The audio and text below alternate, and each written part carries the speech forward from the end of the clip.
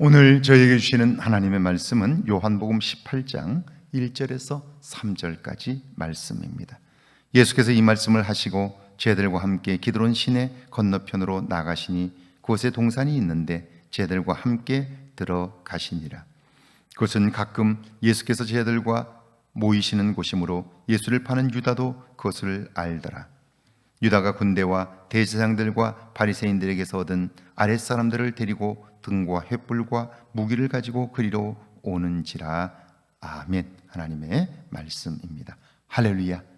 하나님의 도우심이 오늘도 여러분의 삶의 경험되기를 주의 이름으로 축원합니다. 출애굽기를 읽으면서 모세의 두 가지 상반된 모습에 놀라게 됩니다. 첫째는 하나님을 대면한 모세입니다. 분명 힘들고 고통스러운 시간들을 보냈기에 하나님 뵙기를 간절히 원했을 것입니다. 그런데 하나님을 만난 모세는 하나님의 소명에 대하여 못합니다, 안 됩니다 라고 반응해요. 그런데 바로 앞에 선 모세는 당당합니다. 거침이 없습니다. 그리고 결국 자기 백성을 데리고 애굽을 나옵니다. 하나님을 만난 것은 같은데 그가 이렇게 달라진 이유가 무엇일까요? 그것을 성경은 이렇게 기록했습니다.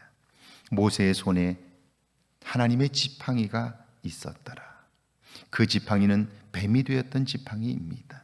다시 양을 치던 지팡이가 된 것입니다. 다시 말하면 하나님의 말씀대로 행하면 생명 없는 것이 생명 있는 것이 됩니다. 반대로 생명 있는 것이 생명 없는 것이 되기도 합니다. 그런 지팡이를 들었기에 그 지팡이를 그는 하나님의 지팡이라고 불렀고요. 그 지팡이를 들고 있는 한 두려움은 없는 거죠. 1절입니다.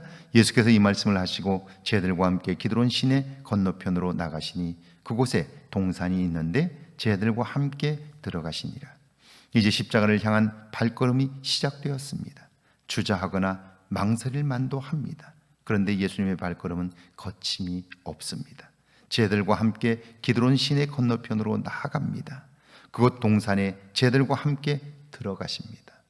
그곳은 노출된 곳입니다. 알려진 곳이에요. 그러므로 십자가를 피하려고 하셨다면 그곳에 가시면 안 됩니다. 그런데 전혀 아랑곳하지 않고 그곳으로 가셨습니다. 이것은 하나님의 계획을 온전히 이루기 위한 예수님의 마음을 대변합니다.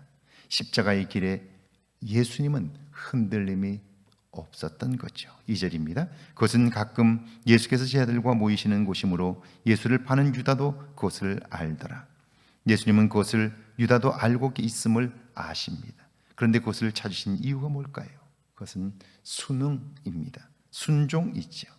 하나님의 계획에 자신을 온전히 굴복시키신 거예요. 그렇습니다. 하나님의 일에 자신을 꺾지 않는다면 결코 그 일을 감당할 수 없습니다.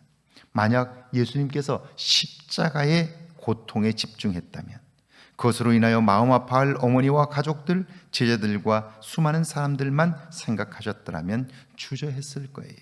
그러나 예수님은 십자가를 외면하거나 결코 피하지 않으셨어요. 그 일을 통하여 이루실 열매를 보셨기 때문이죠. 3절입니다. 유다가 군대와 대제사장들과 바리새인들에게서 얻은 아랫사람들을 데리고 등과 횃불과 무기를 가지고 그리로 오는지라. 이제 드디어 십자가의 실체가 보이기 시작합니다. 오늘 본문은 그 선봉에 유다가 있음을 말씀합니다. 유다가 군대와 대제사장들과 바리새인들에게서 얻은 아랫사람들을 데리고 등과 횃불과 무기를 가지고 그리로 오는지라. 유다, 그는 분명 예수님의 제자입니다. 그런데 그런 그가 예수님을 잡을 사람들을 앞세워 나타납니다.